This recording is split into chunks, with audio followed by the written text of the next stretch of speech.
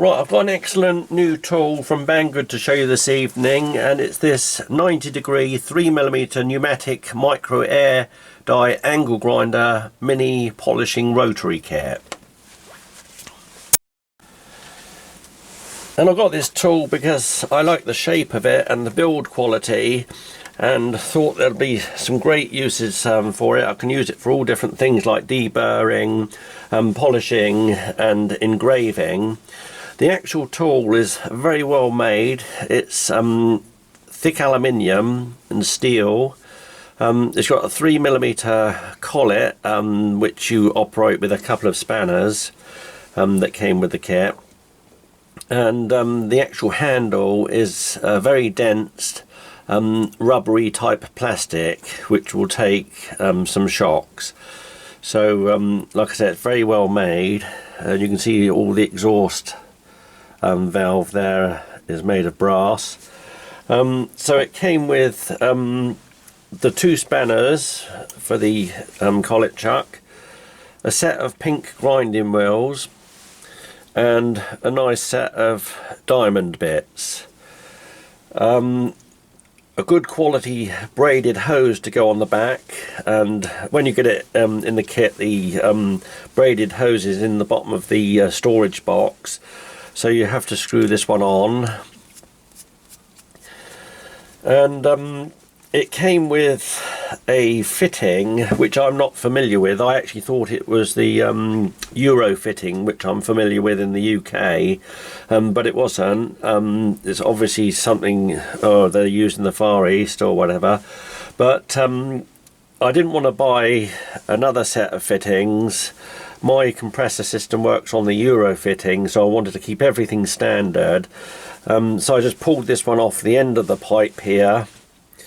I got a tail end, brass tail end with a 1/8 BSP thread on it, male thread.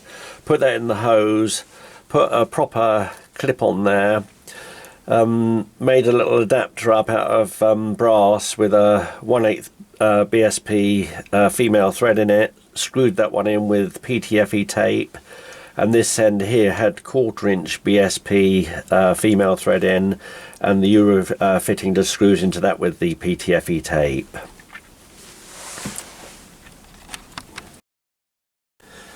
And it came with a pamphlet. There's not much information on that one. There doesn't really need to be with these type of air tools. There's more information on the actual Banggood site. It says it's or it runs, the free speed is 70,000 RPM at 90 PSI. Now, with all rotary air tools like this, they need oiling. You can do that either by taking the tool off of the braided hose and use a pot or a syringe just to put a few drops of oil in there before you start each day. And I use one of these ink cartridge fillers. I fill that up with airline oil.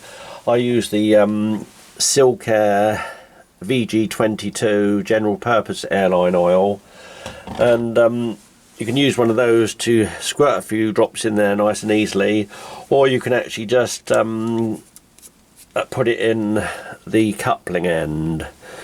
I have an inline oiler on my compressor, so I don't need to do that. Now, this grinder has a very good collet chuck system on it. It's heavy duty and not something that's going to wear out easily. And it's operated by these two spanners, exactly the same. One open end is bigger than the other. The larger open end goes on the lower side of the collet, on the hexagon there, and then you use the smaller open end on the other one to undo the top of the collet and release the tool. Now, I found that a little bit awkward to actually hold this spanner whilst using the other spanner to undo that one, because the spanner tips up, and that's why I've got this red electrical tape on there. I've wound that round until I've got a nice piece of pack in, and then when I hold that on the hexagon, it's much easier to actually hold against the body of the tool nice and firmly, and there's no chance of actual slipping with it when undoing that top half of the collet, and then the bit just pulls out. It's only a little thing, but it makes it so much easier when working with small tools like this. And there's no need to actually over tighten that collet. Basically it's just a nip up to stop them moving. And another thing, when I first got this tool, several of these diamond bits would actually stick in the collet. Some were hard to push in, but particularly when undoing the collet and trying to pull them out, they were jamming in there.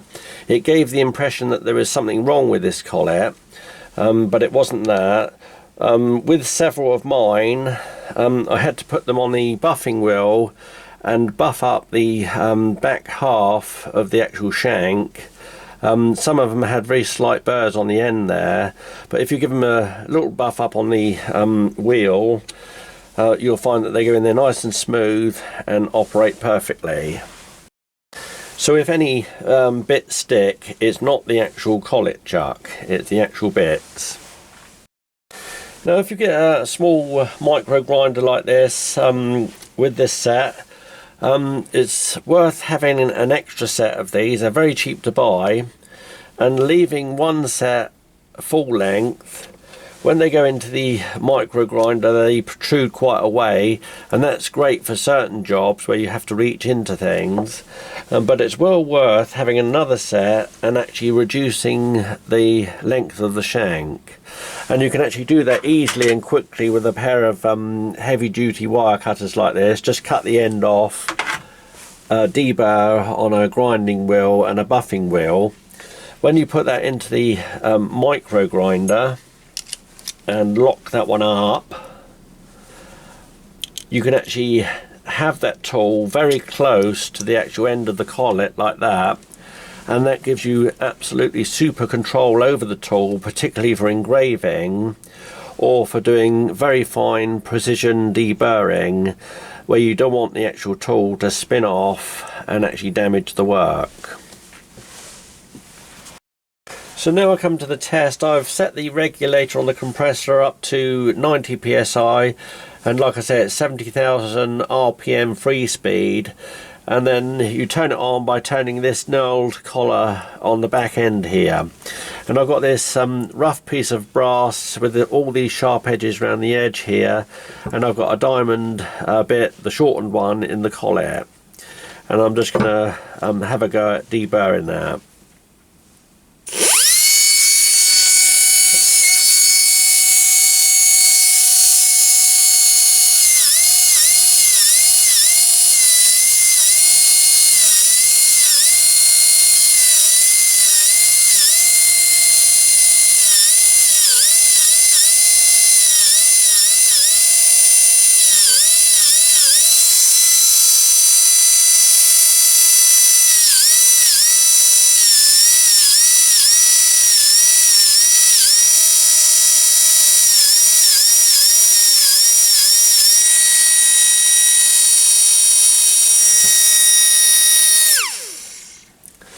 So the tool works excellently, and you can see by having that shortened bit in there, I've got really nice control over the tool.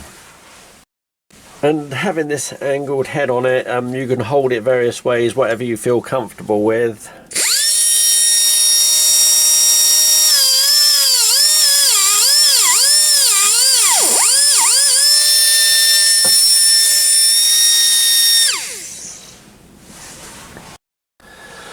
And you can use these little die grinders to actually engrave glass, work on wood, plastic, and all different types of metals. So they're great little tools to have for various hobbies.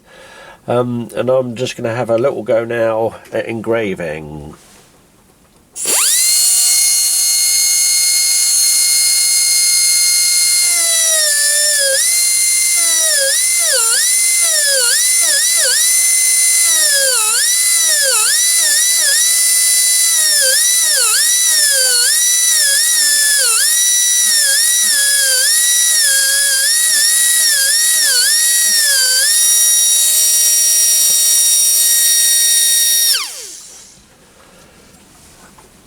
And there we go.